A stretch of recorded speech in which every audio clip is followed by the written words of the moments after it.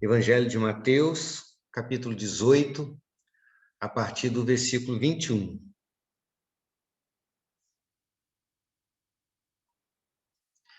Diz assim a palavra do Senhor. Pedro, então, aproximando-se de Jesus, perguntou: Senhor, até quantas vezes meu irmão pecará contra mim que eu lhe perdoe? Até 7 vezes? Jesus respondeu: Não digo a você que perdoe até 7 vezes, mas até 70 vezes 7. Por isso, o reino dos céus é semelhante a um rei que resolveu ajustar contas com seus servos. E passando a fazê-lo, trouxeram-lhe um que lhe devia 10.000 denários. Não tendo ele, porém, com que pagar, o patrão ordenou que fossem vendido ele, a mulher, os filhos e tudo o que possuía, e que assim a dívida fosse paga. Então o servo, caindo aos pés dele, implorava: Tenha paciência comigo e pagarei tudo ao Senhor. E o senhor daquele servo, compadecendo-se, mandou-o embora e perdoou-lhe a dívida. Saindo, porém, aquele servo encontrou um dos seus conservos que lhe devia 100 denários. Agarrando-o, começou a sufocá-lo, dizendo: Pague-me o que me deve. Então o seu conservo, caindo aos pés dele, pedia: Tenha paciência comigo e pagarei tudo a você. Ele, porém, não quis. Pelo contrário, foi e o lançou na prisão até que saudasse a dívida. Vendo seus companheiros o que havia acontecido, ficaram muito tristes e foram relatar ao seu senhor tudo o que havia acontecido. Então o senhor, chamando aquele servo, lhe disse: Servo malvado, eu lhe perdoei aquela dívida toda porque me implorou. Será que você também não deveria ter compaixão do seu conservo, assim como eu tive compaixão de você? Indignando-se, o Senhor entregou aquele servo aos carrascos até que lhe pagasse toda a dívida. Assim também o Pai, que está no céu, fará com você, se no íntimo não perdoarem cada um ao seu irmão. Amém. Vamos orar ao Senhor. Santo, eterno Deus, Deus Todo-Poderoso, nós somos gratos, ó Pai, pela tua misericórdia e pela maneira como o Senhor, ó Deus, não nos trata conforme os nossos méritos, mas o Senhor nos resgata das trevas e da nossa maior podridão. E o Senhor nos faz servos do Senhor, filhos do Senhor, santos, salvos, justificados. Somente um amor que não encontra limites pode lidar com criaturas tão vis, tão vazias, tão maliciosas, maldosas, ó Pai, como nós. O Senhor faz isso por amor e nós te exaltamos por isso. Pedimos que o Senhor nos alimente agora, que o Senhor fale conosco, em nome do Senhor Jesus Cristo. Amém. Amém. Nós temos tratado sobre perdão, baseado nessa parábola, e gastamos 2 estudos falando sobre relacionamentos humanos. No primeiro estudo, nós falamos das dificuldades do relacionamento, vimos o relacionamento como algo necessário, essencial para a vida humana, não meramente uma escolha humana, mas uma necessidade, porque fomos criados por Deus com esta necessidade, e sem o relacionamento não existe vida humana, mas ao mesmo tempo, ainda que seja uma necessidade do homem, também é uma dificuldade humana, porque nós, por natureza, precisamos um do outro, mas também, por natureza, nós vivemos em conflito um com o outro. E a única solução para isto é o perdão. E nós estudamos também, eu gostaria que os irmãos não esquecessem, daquele significado mais profundo, né, daquelas definições profundas que nós trazemos, do entendimento bíblico do perdão. Né? É muito mais do que se costuma pensar. né? O perdão bíblico, ele tem muito mais a ver com a nossa existência do que apenas com uma atitude que nós tomamos. E nós não podemos esquecer dessa definição em todo o estudo, porque ele é fundamental também para a nossa compreensão. Então, quando a gente volta a nossa mente a todas aquelas verdades sobre o perdão, né, a gente só pode chegar a uma conclusão de que perdoar não é fácil, mas é necessário. Você consegue imaginar um mundo onde o perdão não existiria? Eu queria que você, para a gente começar a pensar hoje e começar a entrar dentro da parábola e entender a parábola, o que aconteceria no mundo se ninguém perdoasse, se não houvesse perdão no mundo, o que seria da existência humana? Gostaria que os irmãos imaginassem e falassem para mim, na sua opinião, como seria a sociedade, a vida humana, se não houvesse perdão?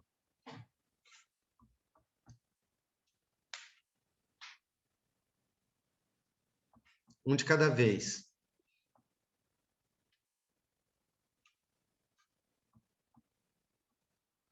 Como que seria o mundo se ninguém perdoasse?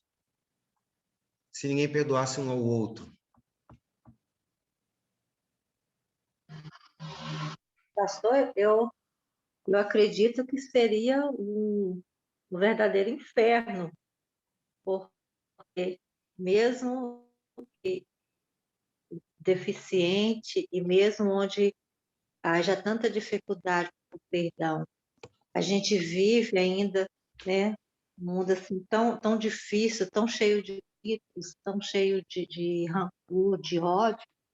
Então, seria impossível viver num mundo assim, né? Então, eu acho que se a gente, né, ainda tem a capacidade de perdoar e tem, né, conhecimento da palavra e busca exercer o perdão, fora disso, é inimaginável viver num mundo sem perdão. Alguém mais? Como seria um mundo sem perdão? Eu acho que assim como Deus restringe o mal, porque se o mal não fosse restringido, já não existiria mundo, ele também capacita o perdão. Ele capacita não só os cristãos, mas também os não cristãos. Isso. Porque senão seria impossível a vida no planeta Terra. Na verdade, a gente tem que chegar à conclusão que não existiria vida, né? Porque, primeiramente, se não houvesse perdão, todas as relações pessoais se esfriariam, né? Nós perderíamos a capacidade de admirar as pessoas, de amar as pessoas. Nós perderíamos a capacidade de desejar estar com as pessoas, de nos alegrar com a presença delas, né?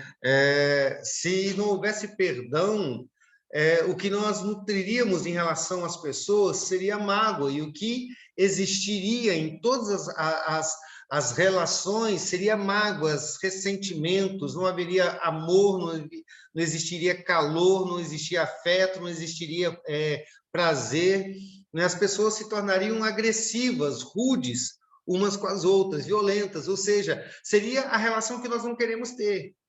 E seria a relação que nós criaríamos se o perdão não existisse. E porque as relações pessoais se esfriaria, então a sociedade inteira entraria em colapso. A lei que regiria as relações seria a lei de Talião, né? Olho por olho, dente por dente, ou seja, deu, tomou. O mundo seria uma selvageria. Não haveria mais docilidade, gentileza, afeto, longanimidade, paciência, mansidão, generosidade, né? A sociedade inteira estaria em guerra, como as irmãs falaram, né? Porque os pequenos motivos se tornariam grandes razões para que nós guerreássemos uns com os outros. Então todas as relações sociais não aconteceriam, deixariam de existir. Não existiria mais relações de trabalho, porque sem perdão na relação de trabalho não existiria mais essas relações, as escolas não existiriam mais, as relações entre vizinhos não existiria mais amizade, não existiria mais governo, não existiria mais autoridade, não existiria mais não existiria mais a família, não é? Porque de todas as relações sociais, talvez a que mais seja necessário perdão é a relação familiar. E essas relações também não existiria, né? Inclusive, a igreja não existiria sem perdão. Sem perdão, a igreja se assemelharia com o mundo. Nós não pareceríamos mais com os céus, nós nos pareceríamos com a terra, com qualquer outra relação da terra. Nós destruiríamos a comunhão que Deus gerou como o corpo de Cristo, que é a igreja, né? Nós rasgaríamos essa comunhão e nos rivalizaríamos contra a vontade do Senhor. Então, em resumo, se não houvesse perdão, se nunca tivesse existido perdão, a sociedade há muito teria deixado de existir. Se não houvesse perdão no mundo, nós não existiríamos. Né? Então, eu quero começar com isso para a gente entender como o perdão não é uma escolha. Primeiramente, por uma questão natural. Sem a gente entrar ainda no mérito espiritual da vontade de Deus para o perdão, não existe nenhuma possibilidade de existir sociedade se não existisse perdão. Né? Então, nós não existiríamos sem o perdão. E esse mundo em que o perdão não existe, ele, na verdade, é um mundo que não existe, porque a gente sabe que existe o perdão. Mas isso não é uma mera ficção. Porque todas as vezes que nós deixamos de perdoar alguém, nós contribuímos para criar este mundo onde não existe perdão, onde não existe esse tipo de relacionamento. Então, se a gente, usando isso como introdução para a gente entender a seriedade dessa parábola, tudo aquilo que a gente viu nos 2 domingos, 2 estudos anteriores e agora nesse, né? Eu quero chegar ao texto e pedir para os irmãos, para as irmãs, prestarem bastante atenção no texto, que agora nós vamos começar nele, né? Mas vamos começar no texto antes da parábola, né? No contexto da parábola.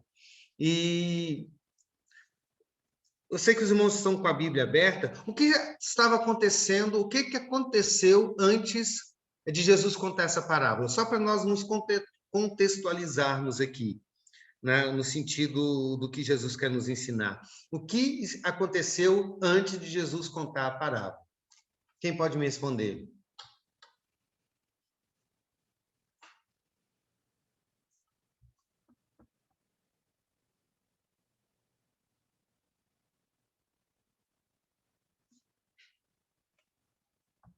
Vamos lá? O que estava acontecendo antes?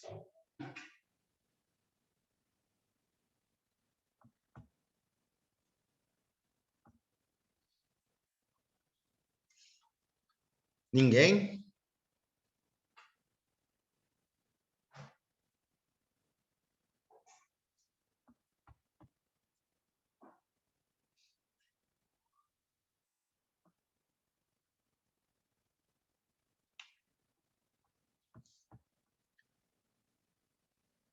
Só olhar na Bíblia aí, o que estava acontecendo antes de Jesus contar essa parábola?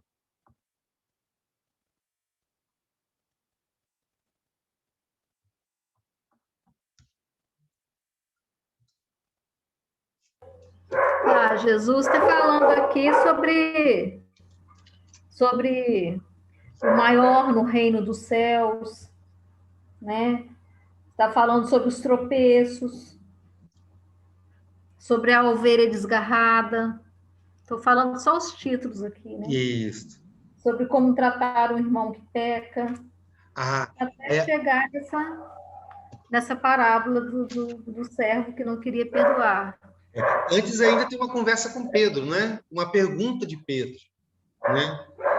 Então, é exatamente isso. Jesus tem uma conversa dos discípulos lá que queriam disputar, estavam disputando quem era o maior no reino dos céus. Depois Jesus fala, então isso já é um assunto que fala que diz respeito a relacionamentos pessoais, né? Porque os discípulos estavam querendo um ser maior do que o outro. Aí depois Jesus fala sobre os tropeços, sobre alguém que faz outra pessoa tropeçar, né? Também está falando sobre relacionamento entre pessoas. Depois fala de uma ovelha que se desgarra. E aí depois, a partir do versículo 15, o assunto começa a convergir já para a questão do perdão e para a restauração dos relacionamentos, porque Jesus começa a tratar sobre como nós devemos lidar com as pessoas que erram dentro da igreja. E aí ele fala que se alguém pecar contra você, você deve ir e repreender essa pessoa em particular. Se essa pessoa te ouve e quer restaurar com você, tudo bem, você perdoa ela, ela te perdoa, fica tudo bem. Mas se ele não te ouve, não te ouvir, você leva mais 2 pessoas para conversar com essa pessoa, e é possível que com 2 pessoas essa pessoa te ouça, né? E os relacionamentos são restaurados e há perdão e há abraço, né? Mas se essas 2 pessoas também, se não funcionar, você chama a liderança da igreja, chama a igreja toda e a coisa vai evoluindo até o ponto dessa pessoa não ser considerada mais cristã, né? Ela ser expulsa do meio da comunidade. Então, você vê que a conversa de Jesus ela vai se estendendo, vai se desenvolvendo dentro dessa questão de relacionamentos pessoais. Então, depois que Jesus fala a respeito de como lidar com pessoas que erram contra você na igreja, ou erram com você, falham com você na igreja, e como restaurar essas pessoas, né? Pedro faz uma pergunta. E aí a gente chega já no contexto da parábola. A pergunta de Pedro está no versículo 21. Ainda não é a parábola, é apenas uma pergunta. E a pergunta de Pedro diz o texto, aproximando-se Pedro de Jesus, perguntou, até quantas vezes meu irmão pecará contra mim que eu lhe perdoe? Até 7 vezes? Perceba que isso tem tudo a ver com o que Jesus estava dizendo antes, sobre pessoas que erram contra você. Então, Pedro diz, então, quantas vezes eu tenho que perdoar alguém que erra contra mim? Né? E essa pergunta, se a gente for olhar para a nossa vida e para a vida das pessoas, nós vamos ver que é uma pergunta recorrente, é uma pergunta pertinente à nossa existência. Porque provavelmente todos nós que estamos aqui, e tantos outros que não estão, né, todos nós já se envolveu em algum momento nesse questionamento, ou com este questionamento. Né? Será que eu tenho que perdoar essa pessoa de novo? Eu já perdoei essa pessoa, ela já errou comigo, eu já perdoei essa pessoa, ela já errou comigo. Será que ela já não passou dos limites? Até quando eu deverei continuar perdoando essa pessoa que insiste em me prejudicar, que insiste em falhar comigo, que insiste em cometer os mesmos erros? Até quando eu tenho que continuar perdoando essa pessoa? É bem provável que todos nós aqui tenhamos alguma lembrança disso. Tenhamos alguma dúvida na nossa mente. Tem uma lembrança de questionar isso alguma vez na nossa vida. Até quando eu vou continuar perdoando essa pessoa? A lei rabínica, a lei dos fariseus naquela época, tinha uma resposta para essa pergunta. E a resposta dos fariseus é que você deveria perdoar 3 vezes o pecador reincidente. Ou seja, se uma pessoa cometesse o mesmo pecado com você 3 vezes, o mesmo erro com você 3 vezes, você deveria perdoá-lo. Mas a quarta, não. Então, a pessoa falhou com você, você perdoa, ela comete o mesmo erro, você perdoa, ela comete pela 3ª vez o mesmo erro, você perdoa pela 3ª vez, mas a 4ª vez você não deveria perdoar. É assim que dizia a lei rabínica, e se a gente for olhar, o que essa lei parece ordenar, o que essa lei ordena, na verdade, parece ser uma atitude bastante generosa de perdão. Porque perdoar 3 vezes a mesma pessoa que cometeu o mesmo erro com você, para muitas pessoas vai parecer exagerado. Mas 3 vezes. Eu dei uma segunda chance para ela quando ela errou, ela fez a mesma coisa. Eu dei uma 3ª chance, ela fez a mesma coisa. Depois foi outra vez, ela fez a mesma coisa. Já dá, não dá para perdoar 3 vezes. É de fato difícil fazer isso. Quando se trata de um filho, de uma filha, do pai, da mãe, do marido, da esposa, até pode ser que seja mais fácil você perdoar 3 vezes o mesmo pecado. Mas para as demais pessoas, dificilmente a gente dá a ela o direito de errar 3 vezes a mesma coisa contra você. Então já é uma questão bastante generosa, misericordiosa a proposta dos fariseus. Mas Pedro, quando faz essa pergunta para Jesus, ele ultrapassa em muito a lei dos rabinos. Que beijo gostoso, hein, dona Marlene? Saudade de ver a Aguinha, tem pouco que eu não vejo ela. Ei, Aguinha. Beijo, Aguinha.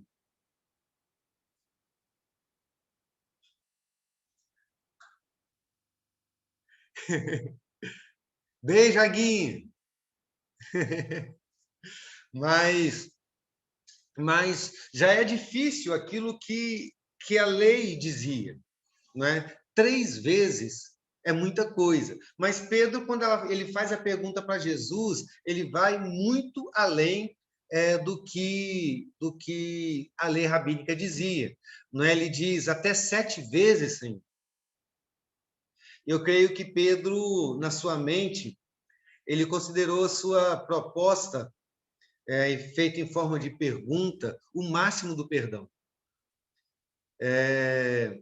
Algo apenas para espirituais. Algo apenas para aqueles que foram elevados a um outro patamar. Porque Pedro diz 7 vezes. Se a gente perguntasse para as pessoas hoje, o que você acha do que Pedro disse? Que você deveria perdoar 7 vezes a mesma pessoa que comete o mesmo erro. E geralmente as pessoas diriam, Pedro está louco, ele está exigindo coisa demais. Não é porque ninguém faria isso. Se a gente olhar as práticas das pessoas, as práticas comuns, né, das pessoas no que diz respeito ao perdão, nós veríamos que raramente a gente encontra alguém que acha comum você perdoar 7 vezes a mesma pessoa que comete o mesmo erro. Isso não é a nossa prática. As pessoas não fazem isso, né? Mas Pedro, ele faz essa proposta para nós. Jesus, quantas vezes eu tenho que perdoar? A lei manda 3 vezes, a lei dos rabinos. A minha proposta é 7 vezes. 7 vezes está bom?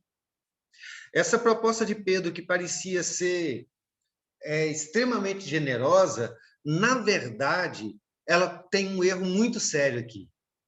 Alguém consegue identificar o erro de Pedro quando ele faz essa pergunta para Jesus?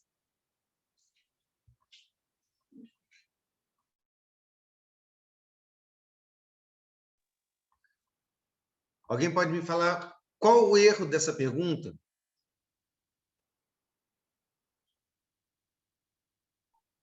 O que eu entendi aqui, pastor, que não há limite, então, para o perdão. Exatamente isso. O erro de Pedro foi estabelecer um limite, não é? foi estabelecer uma medida. Até onde deve estender o amor cristão? Até onde esse amor tem que ir? Qual é o tamanho dele? Qual é a medida? Quantos pecados o amor cristão é capaz de perdoar? É isso que Pedro está dizendo. Qual é o tamanho? Qual é o limite? Qual é a fronteira? Quando eu posso ser liberado para não mais perdoar essa pessoa? É isso que Pedro está perguntando. William Hendricks, comentando sobre esse texto, ele diz que a pergunta de Pedro cheira ao rabinismo, ou seja, ao farisaísmo. Né? Soava como se o perdão fosse uma mercadoria que você podia pesar, medir, contar, dizendo 1, 2, 3, 4, 5, e aí chega num patamar que você diz, agora não, agora já deu, você não merece mais o meu perdão e eu não tenho mais o dever de te perdoar. É isso que a pergunta de Pedro quer dizer. Ele está se achando extremamente espiritual, indo além do que os fariseus diziam. Mas Jesus diz para ele, olha, ainda está muito pouco, não é assim, você não está entendendo. Quando Pedro fala a respeito de perdão, e ele coloca esse número 7 vezes, perdoar a pessoa que cometeu contra mim a mesma falha, ele está colocando o perdão no plano de vista horizontal, das relações humanas. É algo feito por um homem ofendido e generoso para um homem ofensor e miserável. Então, a questão na mente dele é simples. Nas relações pessoais de ser humano para ser humano, quanto perdão um homem tem obrigação de oferecer para outro ser humano? Relação de ser humano para ser humano. Quando eu tenho o direito de não perdoar mais? E se a gente for colocar, e a gente sempre coloca, o perdão que nós devemos conceder às pessoas, nesse mesmo ponto de vista, de mim para o outro, de você para o outro, que é o ponto de vista de todo ser humano, a gente sempre vai encontrar uma medida. Sempre. Pode ser 3 vezes, pode ser 7 vezes, pode ser 15 vezes, pode ser 1 vez, pode ser 2 vezes, pode ser nenhuma vez, mas a gente sempre vai encontrar um limite. Quando eu trato o perdão... Sim, Suzy? Só um minutinho, interrompendo aqui. Não, pode falar quando quiser. É porque ele colocou como se fosse um simples cálculo matemático, né? Isso. Um simples cálculo matemático. E na realidade, como o propósito de Deus para nós é que a gente se torne como Cristo, né? Nós devemos perdoar como Deus em Cristo também nos perdoou. Isso. Né? Então, não existe realmente limites, né? É exatamente essa questão, Claudinho, ou Suzy. É aí que a questão de Jesus chega ao ponto. Né? Se a gente for olhar as relações como se fossem puramente humanas, como eu disse agora há pouco, a gente sempre vai encontrar um limite. Se a gente for olhar a experiência de vida das pessoas, é assim. Né? A gente chega sempre num ponto em que diz, olha, já deu. Certo? O que essa pessoa fez foi grave demais. Ou ela cometeu o mesmo pecado tantas vezes.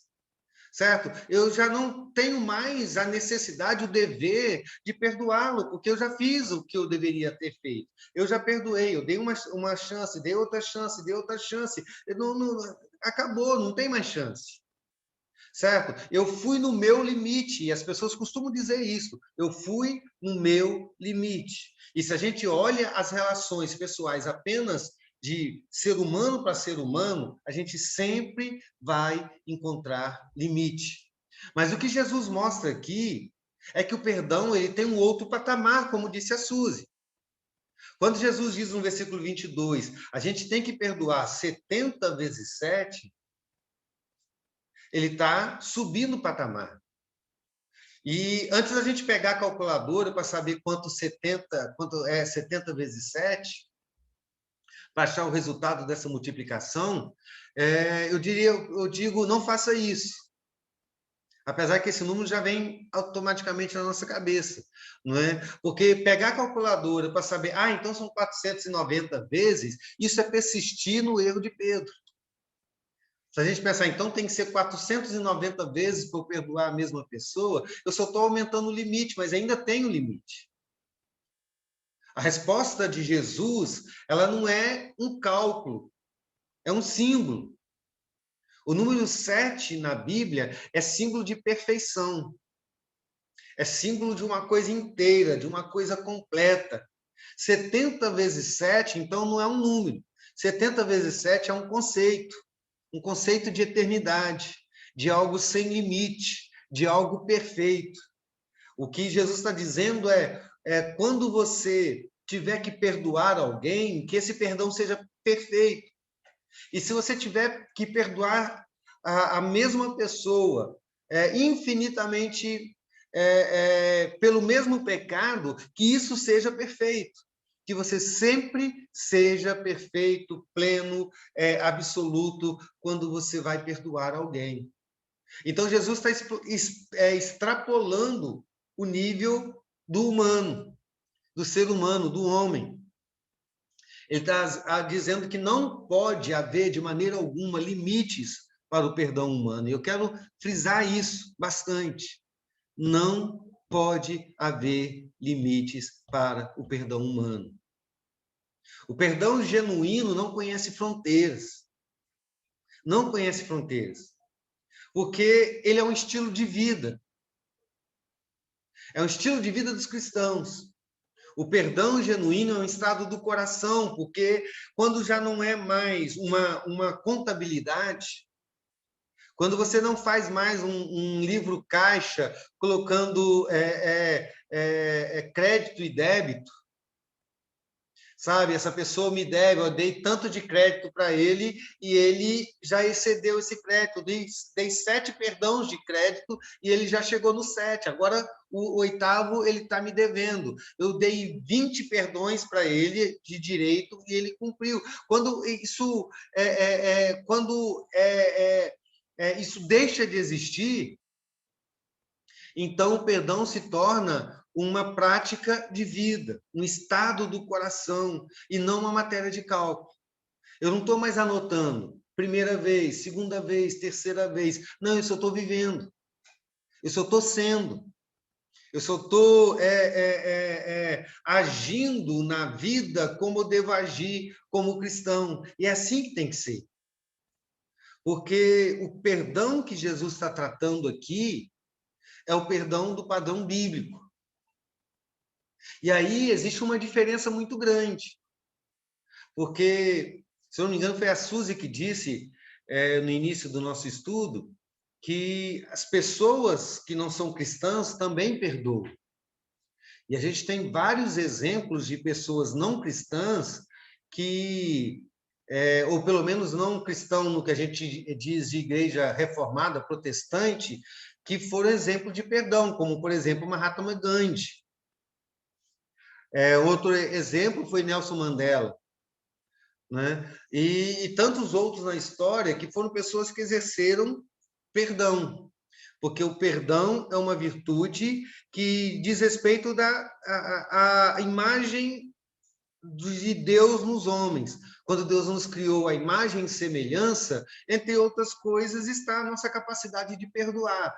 E algumas pessoas têm mais facilidade, outras pessoas têm mais dificuldade. Isso tem a ver com a nossa natureza. Mas o que Jesus está falando aqui é algo que Mahatma Gandhi não viveu, é algo que Mandela não viveu, não é? Porque não diz respeito à capacidade humana de perdoar, o perdão como filosofia de vida, não tem nada a ver com o perdão como uma qualidade humana, mas tem a ver com o perdão conforme a segunda qualidade divina.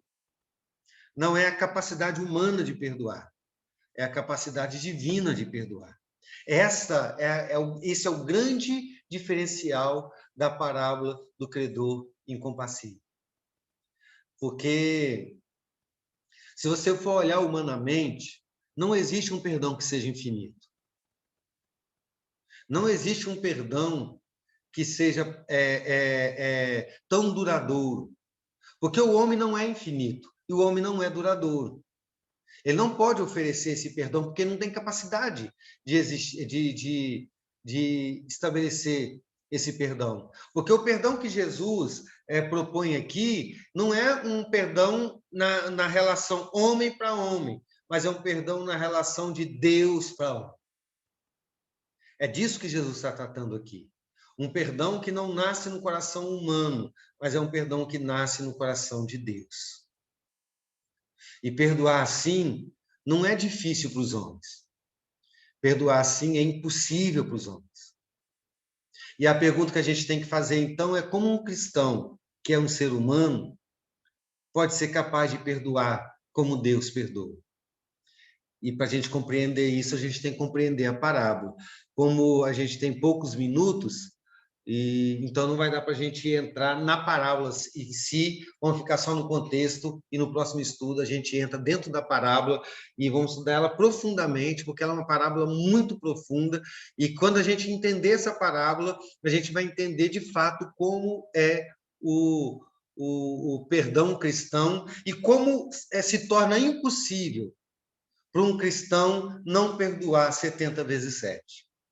O que Jesus está dizendo aqui não existe perdão que não seja esse. Esse é o perdão genuíno, esse é o perdão verdadeiro, porque esse é o perdão de Deus. E esse é o perdão que a gente tem que viver. Amém? Alguém tem alguma pergunta, algum comentário?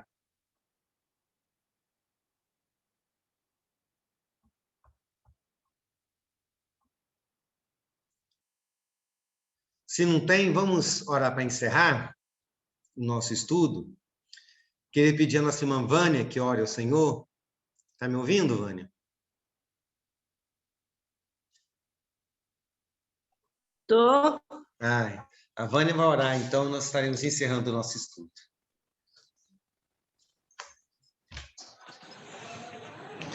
Senhor nosso Deus, obrigada, Senhor, por nos aprender da tua palavra. Sabemos, ó Deus, que nós somos, precisamos cada dia da tua misericórdia, dos teus ensinamentos, da tua palavra, para nos crescer e conhecer mais do Senhor Deus, para que nós sabemos viver diante da tua presença.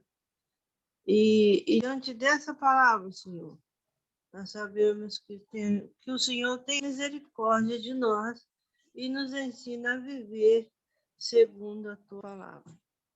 Ensina-nos a caminhar, ensina o nosso proceder, Senhor, que vem de dentro do nosso coração. Que tenhamos, Senhor, a sabedoria vinda de Ti, que o Senhor nos ensina essa vida, Senhor, nossa, diante da Tua presença. Porque de nós mesmos, nós somos meros pecadores e que nós não sabemos fazer nada, Senhor. Mas com a Tua misericórdia, com a Tua orientação, com as Tuas bênçãos, Senhor, que possamos viver segundo a Tua palavra. Esteja, Senhor, nessa noite, no nosso descanso, e com todo o povo de Deus, e com nossa cidade também, que nós precisamos de viver em comunidade, para que voltamos a viver e trabalhar, e voltar à igreja a reunir, e o teu povo, Senhor, poder congregar novamente. Amém. Nessa noite nós te agradecemos e o Senhor esteja nos dando força, abençoando a cada lar, dando, Senhor,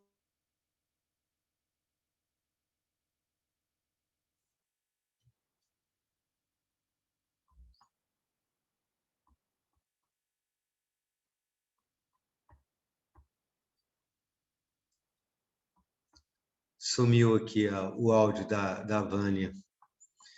Então, meus irmãos, com isso nós encerramos o nosso estudo. Que Deus nos abençoe. Boa noite para todos. E até domingo, se Deus quiser. Boa noite. Boa noite. Boa Boa noite, Boa pastor. noite Boa noite, a todos. irmãos. Boa É noite. domingo, E a 9 internet, horas da manhã. É. a internet, pastor. Eu imaginei.